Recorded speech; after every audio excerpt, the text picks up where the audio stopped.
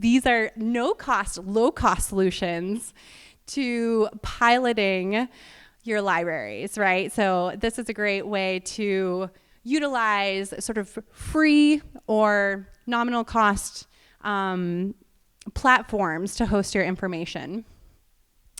I'll be talking about Google Sheets, SharePoint lists, and Smartsheets. So interestingly enough, so I was hired by the United States Agency for International Development, Bureau for Resilience and Food Security, that's a lot, to create a database for them, actually, because they were like trying to figure out a way to synthesize information on all of their partnerships so that they can better respond to requests for briefers, for information to include in communications, and so on. And they operate using Google. So as a SharePoint person, I was like, oh gosh, I'm like, Google is a hard new platform to learn despite all the marketing to make you feel like it's going to be really easy. So I jumped in and created a Google sheet for them, which I'll share with you today as an option.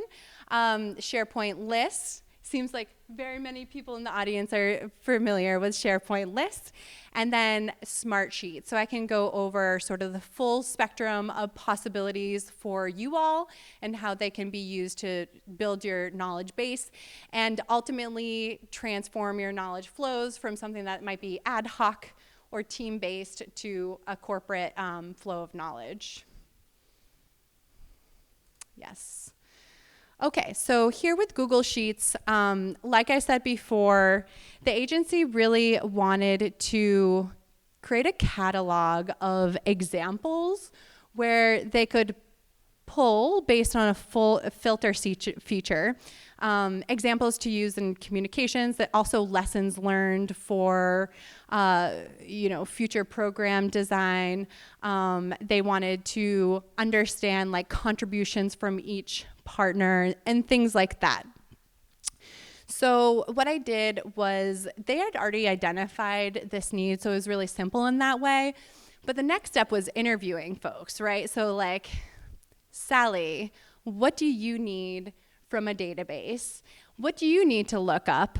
And really, they said loud and clear, we need to know the story of our partnerships. We need to know the purpose of them, the impact, the lessons learned. So that's why this blue coded section really tells the story.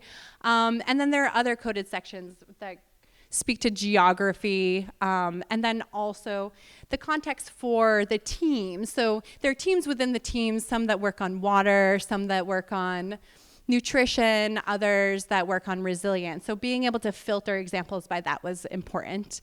And then the ability to quickly see what it is, but then dig in deeper if needed. So here, there's a brief outline of, the impact, but then you can click on reference documents, which are actually housed in the back end, where you can pull up quickly more information if you're writing an article or just want to, explore a little bit further, which I think is really great about Google Sheets. The one thing that I really despise about Google Sheets is that you can put multiple values in one cell, but the system doesn't recognize it.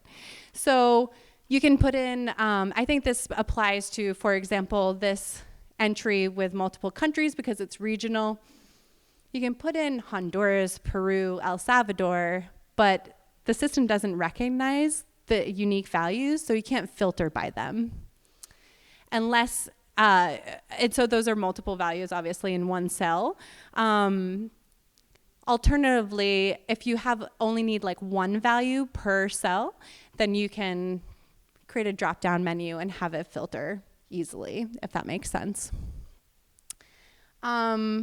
Moving on, SharePoint lists. Looks like everybody's pretty familiar with SharePoint lists if you aren't already, because I actually wasn't when I started my knowledge management program. This is one of the things that the consultant introduced to me, actually, One of the things that I really love about this is that it does recognize unique values in the cell.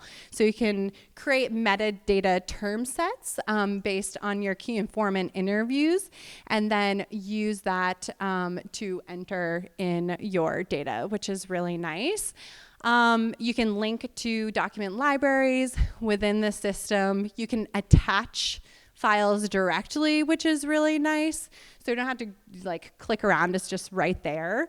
And then the cool thing about this, I think the coolest thing is that you can put profiles into each entry. So if somebody's like, yeah, I want to look up that Uganda assessment on agriculture, then you can find it in here. And then you can see that Brett worked on it, and then click on Brett's name and send him an email directly for a meeting so that you can get that tacit knowledge exchange, which is really nice. Yeah, I think the one downfall is that it's not super user-friendly. I've had many staff come up to me and be like, this database is so boring. It's like it was created in like 1995. Like, haven't you come along with the times? And that is true. Like, it is pretty boring. I find it fascinating because I'm a knowledge manager, but many people do not. So I think as a way to improve would be creating dashboards with Power BI, just creating better visualizations. And then next, Smartsheets. So I haven't actually used Smartsheets, but I wanted to show it today because I think that it represents a unique opportunity for folks to create databases that are a little bit more modern outside of both Microsoft and then as well as outside of Google too. These have very similar functionalities where you can insert profiles. There's automatic dashboards, so you don't have to program anything in Power BI, which is so nice. And you can just switch the view to like a Gantt chart or matrix or whatever you want, which is really nice. So I just wanted to share this because it is a nice alternative. And there are others like Airtable, for example, that are nice.